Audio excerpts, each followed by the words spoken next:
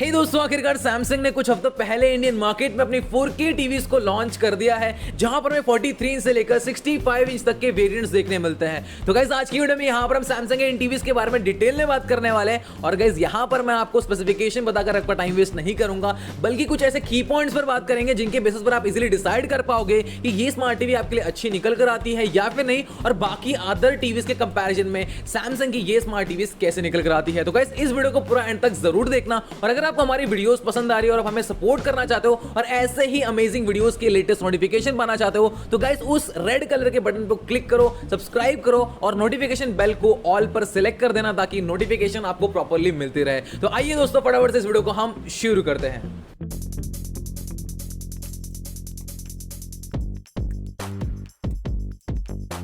दोस्तों, अगर आप मेरी वीडियोस को रेगुलरली देखते हो तो आप सभी को पता ही होगा, आज से कुछ हफ्तों पहले सैमसंग ने इंडियन मार्केट में अपनी बहुत सारी टीवीज को लॉन्च किया था, जहां पर हमें सैमसंग की दी फ्रेम टीवी देखने मिल जाती है, जहां पर हमें सैमसंग की 32 इंच टीवी देखने मिल जाती है। और गाइस, इन दोनों टॉपिक्स के रिलेटेड मैंने वीडियो ऑलरेडी चैनल पर अपलोड कर दी है। तो अगर आपको सैमसंग की 32 इंच की टीवी लेनी है या फिर आपका बजट काफी ज्यादा है, आपको 70, 75 या फिर 85 के रेंज में सैमसंग की बहुत ही बेहतरीन स्मार्ट टीवी चाहिए, तो गाइस आप इन वीडियोस को जरूर चेक करना। ऊपर आई बटन और डिस्क्रिप्शन में मैं लिंक दे दूंगा। अब गाइस, ये तो हो गई बात इन दोनों वीडियोस को लेकर और इन दोनों स्मार्ट टीवीज को लेकर। अब यहां पर हम बात करते हैं सैमसंग की 4K सीरीज की। तो गाइस, यहां पर सैमसंग ने टोटल 4 वेरिएंट्स को लॉन्च किया है, जहां पर हमें मिलते हैं 43 इंच, 50 इंच, 55 इंच और 65 इंच। और गाइस, इन सभी टीवीज के मॉडल नंबर और प्राइसिंग आपको डिस्प्ले पर शो हो रहे होंगे। और अगर हम बात करें टीवीज की अवेलेबिलिटी की, तो गाइस ये स्मार्ट टीवीज फिलहाल के लिए ऑनलाइन ही अवेलेबल होने वाले हैं और आप इनको फ्लिपकार्ट और अमेजॉन दोनों ही प्लेटफॉर्म पर बाय कर सकते हो। दोनों ही प्लेटफॉर्म पर ये स्मार्ट टीवीज अवेलेबल है और इनकी जो बाइंग लिंक है वो आपको डिस्क्रिप्शन में मिल जाएंगी, तो आप एक बार जरूर चेकआउट कर लेना।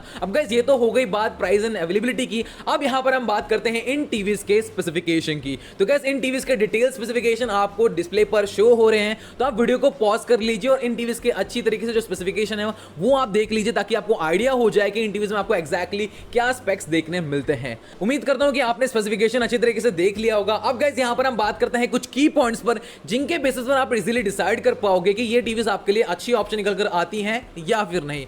तो गाइस, सबसे पहले यहां पर हम बात करते हैं डिजाइन एंड लुक्स की। तो गाइस, यहां पर सैमसंग ने इस बार इस टीवी में काफी अच्छा काम किया है। जैसे कि यहां पर आप देख सकते हो, बेजल्स यहां पर हमें काफी थिन देखने मिलते हैं। ओवरऑल बेजललेस डिजाइन यहां पर हमें देने की कोशिश की गई है और ओवरऑल जो टीवी का लुक है गाइस, ये काफी प्रीमियम लग रहा है। तो डिजाइन के मामले में गाइस सैमसंग ने यहां पर काफी अच्छा काम किया है। और अगर हम बात करें गाइस इन टीवीज की पिक्चर क्वालिटी की, तो इन टीवीज में आपको VA पैनल मिल जाता है। इसके साथ में यहां पर आपको डीलेड बैकलाइटिंग देखने मिल जाती है, 60 हर्ट्ज की रिफ्रेश रेट है। और अगर हम बात करें इस टीवी की PQI की, तो यहां पर आपको 2100 की PQI देखने मिल जाती है। यानी कि दोस्तों, PQI का मतलब होता है पिक्चर क्वालिटी इंडेक्स, जो कि बेसिकली सैमसंग यूज करता है अपनी टीवीज की पिक्चर क्वालिटी को मेजर करने के लिए। तो यहां पर आपको 2100 की PQI देखने मिल जाती है। यानी कि दोस्तों, इस टीवी में आपको इस प्राइस रेंज में काफी बेहतरीन पिक्चर क्वालिटी देखने मिलने वाली है। और इसी के साथ दोस्तों, ये स्मार्ट टीवी सैमसंग जैसे बड़े ब्रांड की तरफ से आती है, तो यहां पर आपको पिक्चर क्वालिटी बहुत ही बेहतरीन देखने मिलने ही वाली है। इसी के साथ गाइस, यहां पर आपको HDR10 का भी सपोर्ट दिया गया है और 4K अपस्केलिंग भी यहां पर आपको मिल जाती है। ये तो हो गई बात गाइस डिस्प्ले की और पिक्चर क्वालिटी की। तो यहां पर आपको पिक्चर क्वालिटी काफी बेहतरीन मिलने वाली है।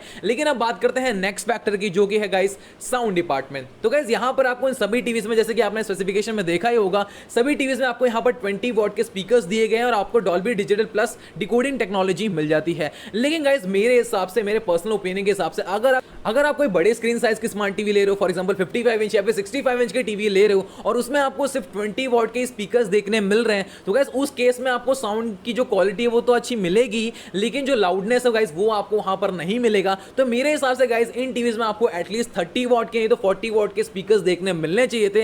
एटलीस्ट हायर वेरिएंट्स में तो आपको मिलने चाहिए थे। तो गाइस, लेकिन यहां पर सैमसंग ने सिर्फ 20 वॉट के स्पीकर्स दिए हैं। तो अगर आपको एक्सपीरियंस और अच्छा एनहांस करना है, तो उस केस में आपको एक अलग से साउंड बार यूज करना पड़ेगा। अब गाइस, ये तो हो गई बात पिक्चर क्वालिटी एंड साउंड की। यहां पर आपको मैंने सारी चीजें बता दी कि यहां पर प्लस पॉइंट और क्या यहां पर नेगेटिव पॉइंट है। अब दोस्तों, बढ़ते हैं यहां पर हम इन टीवीज के ऑपरेटिंग सिस्टम की तरफ। तो गाइस, यहां पर आपको टाइजन ऑपरेटिंग सिस्टम मिल जाता है, जो कि बेसिकली सैमसंग का खुद का ऑपरेटिंग सिस्टम है यहां पर। अब गाइस, यहां पर हम बात करें ऐप्स की, तो इन टीवीज में आपको सभी पॉपुलर OTT प्लेटफॉर्म्स का सपोर्ट मिल जाता है। इसी के साथ आप कुछ एक्सटर्नल ऐप्स को भी डाउनलोड कर सकते हो।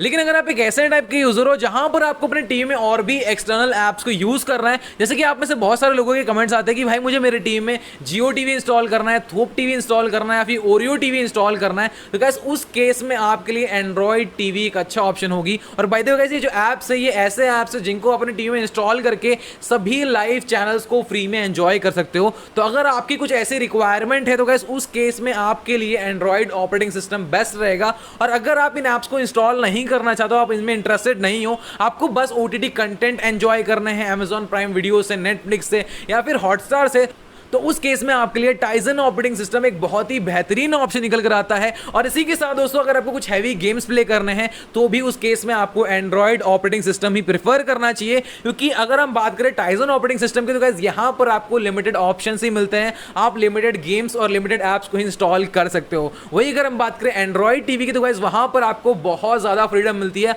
आप बहुत तरीके के ऐप्स को इंस्टॉल कर सकते हो, बहुत हैवी गेम्स को भी उन टीवीज में इंस्टॉल कर सकते हो।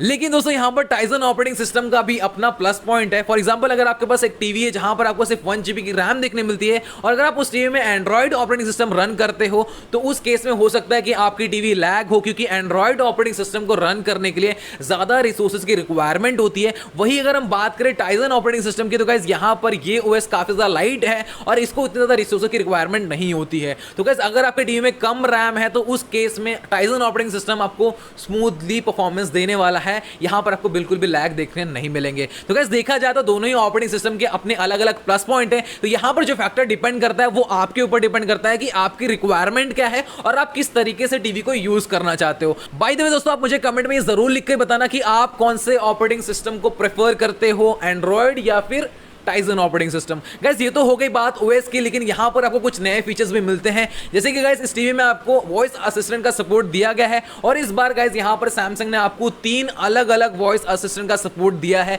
जी हां दोस्तों, यहां पर आपको बिक्सबी का सपोर्ट मिल जाता है, गूगल असिस्टेंट का सपोर्ट मिल जाता है और इसी के साथ में गाइस यहां पर आपको एलेक्सा दीदी का भी सपोर्ट मिलता है। तो गाइस यहां पर आपके ऊपर डिपेंड करता है कि आप कौन से असिस्टेंट को यूज करना चाहते हो और आप सिलेक्ट करके डायरेक्टली आपके फेवरेट असिस्टेंट को एक्सेस कर पाओगे। तो ये गाइस यहां पर आपको नया फीचर दिया गया है इन टीवीज में। इसी के साथ गाइस अगर हम बात करें कुछ एडिशनल फीचर्स की जो कि आपको सैमसंग के इस टीवी में मिलते हैं, तो गाइस यहां पर आपको इस टीवी में डेडिकेटेड पीसी मोड मिल जाता है, जिसके थ्रू गाइस आप अपने कंप्यूटर को अपने टीवी में कनेक्ट कर पाओगे। बेसिकली अगर आपके पास आईपी एड्रेस और पासवर्ड है आपके पीसी या फिर लैपटॉप का, तो उसके थ्रू डायरेक्टली आप अपने जो फाइल्स है पीसी के उसको अपने टीवी में एक्सेस कर पाओगे, आपके जो काम है वो अपने टीवी में भी कर पाओगे। इसी के साथ दोस्तों इस टीवी में आपको लाइव ब्रॉडकास्ट का भी ऑप्शन मिलता है। तो अगर आप कहीं घर से बाहर गए हो और आपके सामने कोई सीन है या फिर सीनरी है, अगर आप उसको अपने घर पे दिखाना चाहते हो, आपके फैमिली मेंबर्स को दिखाना चाहते हो, तो आप डायरेक्टली आपके फोन से लाइव टेलीकास्ट कर सकते हो आपके टीवी पर। इसी के साथ गाइस इस टीवी में आपको माइक्रोसॉफ्ट 365 का भी सपोर्ट मिल जाता है और इस टीवी में आपको क्लाउड स्टोरेज भी दी गई है। तो अगर आप अपने टीवी में फोटोज वगैरह स्टोर करना चाहते हो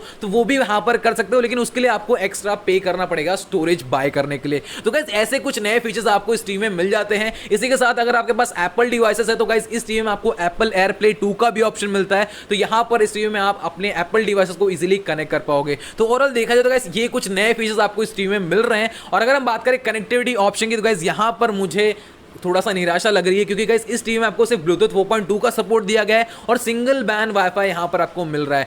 लेकिन गाइस अगर देखा जाए तो मार्केट में आपको जो बजट कैटेगरी के टीवीज मिल रहे हैं वहां पर आपको ब्लूटूथ 5.0 और डुअल बैंड का वाईफाई मिल रहा है। तो इस केस में गाइस मुझे जहां तक लग रहा है सैमसंग ने यार थोड़ा सा निराश कर दिया। एटलीस्ट ब्लूटूथ 5.0 और डुअल बैंड वाईफाई तो देना चाहिए था, क्योंकि हम इतने पैसे स्पेंड कर रहे हैं।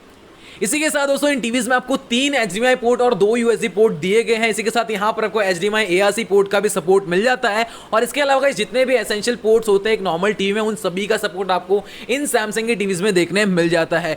सो गाइस ये थे इन टीवीज के कुछ की पॉइंट्स। लेकिन अब आप सभी के सवाल आएंगे कि भाई आपने यहां पर बताया नहीं कि इन टीवीज में रैम कितनी मिलती है, इंटरनल स्टोरेज कितनी मिलती है, डिस्प्ले ब्राइटनेस कितनी है, कौन सा प्रोसेसर यूज किया गया है, कौन सा जीपी यूज किया गया है। तो गाइस इसके रिगार्डिंग ना ही सैमसंग ने अमेजॉन पर बताया है, ना ही फ्लिपकार्ट पर बताया है, ना ही सैमसंग ने अपनी खुद की वेबसाइट पर कहीं पर मेंशन किया है। और जब मैंने सैमसंग के कस्टमर केयर पर कॉल किया तो गाइस वहां से भी मुझे यही रिप्लाई आया कि हमारे पास इन सारे स्पेसिफिकेशन के बारे में कोई भी आइडिया नहीं है। तो गाइस ये चीज मुझे सैमसंग की नहीं अच्छी लगती। जब भी सैमसंग कोई बजट रेंज की टीवी लॉन्च करता है तभी सैमसंग कोई भी मेन स्पेसिफिकेशन को डायरेक्टली स्पेसिफाई नहीं करता है। और गाइस इस चीज से मैं पर्सनली बहुत ज्यादा डिसअपॉइंटेड हूं और मैंने इसके रिगार्डिंग मेल भी किया है, लेकिन सैमसंग की तरफ से कोई रिप्लाई आता ही नहीं है।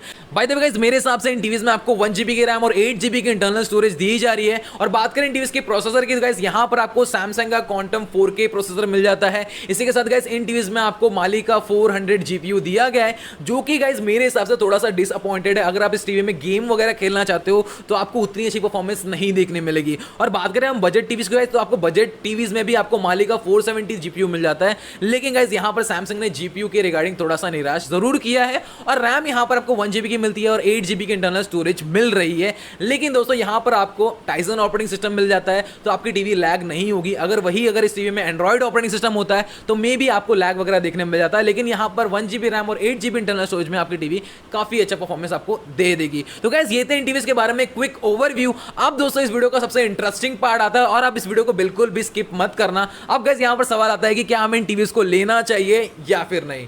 तो गाइस यहां पर ये स्मार्ट टीवीज काफी अच्छे स्पेक्स के साथ आते हैं, लेकिन दोस्तों जब बात आती है कि क्या हमें ये टीवी लेनी चाहिए या फिर नहीं, तो गाइस ये डिपेंड करता है कि आप किस टाइप की यूजर हो, आपकी रिक्वायरमेंट क्या है और आपका बजट क्या है। तो गाइस यहां पर मैं फॉर एग्जांपल आपको 2 कैटेगरी में डिवाइड कर रहा हूं। पहली कैटेगरी की बात करते हैं दोस्तों, अगर आप एक ऐसे टाइप के यूजर हो जहां पर आपको अपने टीवी को ऑन करना है, ऑनलाइन कंटेंट एंजॉय करना है, थोड़े मोड़े गेम्स खेल लेने हैं और आपको एक ऐसी टीवी चाहिए जो आपका साथ लॉन्ग टाइम तक दे, आपको अच्छी ब्रांड की तरफ से मिले और आपको सभी चीजें बैलेंस मिले और आपको गेमिंग से ज्यादा इंटरेस्ट नहीं है और आप बहुत सारे ऐप्स को अपने टीवी में इंस्टॉल नहीं करना चाहते हो, तो गाइस उस केस में मैं आपको डेफिनेटली सजेस्ट करूंगा कि आपको सैमसंग की ये 8 सीरीज की स्मार्ट टीवी डेफिनेटली लेनी चाहिए। आप यहां पर डायरेक्टली इन टीवीज को बाय कर सकते हो। लेकिन दोस्तों अब बात करते हैं सेकंड कैटेगरी के लोगों की।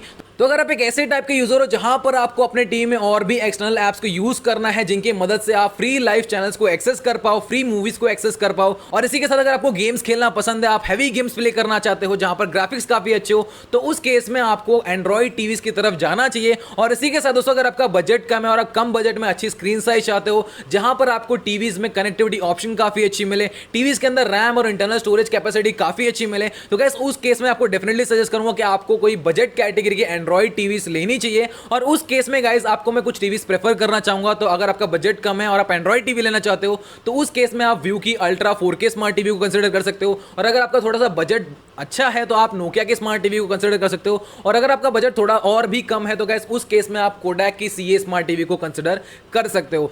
तो गाइस यहां पर मैंने आपको डिस्टिंग्विश करके बता दिया है कि आपको कैसे डिसाइड करना है कि आपके लिए कौन सी टीवी बेस्ट निकल कर आती है। तो गाइस इस वीडियो का कंक्लूजन यही है कि अगर आप एक सिंपल टाइप के यूजर हो और आपको एक ऐसी टीवी चाहिए जहां पर आपकी टीवी लॉन्ग टाइम तक आपका साथ दे और आपका बजट अगर उतना अच्छा है, तो गाइस मैं आपको डेफिनेटली सजेस्ट करूंगा कि आपके लिए सैमसंग की ये 8 सीरीज की स्मार्ट टीवी बहुत ही बेहतरीन ऑप्शन निकल कर आती है। और इन टीवीज के लिंक आपको डिस्क्रिप्शन में मिल जाएगी, तो वहां से आप चेकआउट कर सकते हो। और इसी के साथ गाइस डिस्क्रिप्शन में मैंने सभी बेस्ट स्मार्ट टीवीज की लिस्ट भी मेंशन की है, तो उसे भी जरूर चेकआउट करना। तो गाइस ये था मेरा सिंपल सा वीडियो। मुझे लगता है कि यहां पर मैंने आपके सभी डाउट्स क्लियर कर दिए हैं, लेकिन इन केस अगर आपको कोई डाउट रह जाता है, कोई कंफ्यूजन रह जाता है, तो गाइस आप मुझे कमेंट तो कर ही सकते हो। इसी के साथ गाइस आप मुझे मेरे इंस्टाग्राम पे भी मुझे मैसेज कर सकते हो और मैं आपकी प्रॉब्लम का 100% सॉल्यूशन देने का पूरी कोशिश करूंगा। तो गाइस उम्मीद करता हूं ये वीडियो आप सभी को अच्छा लगा होगा। अगर वीडियो अच्छा लगा है तो लाइक जरूर करना और ऐसे वीडियोस के अपडेट पाने के लिए चैनल को सब्सक्राइब कर देना। आज के लिए इतना ही, मिलता है नेक्स्ट वीडियो में, तब तक के लिए टाटा बाय बाय सायोनारा।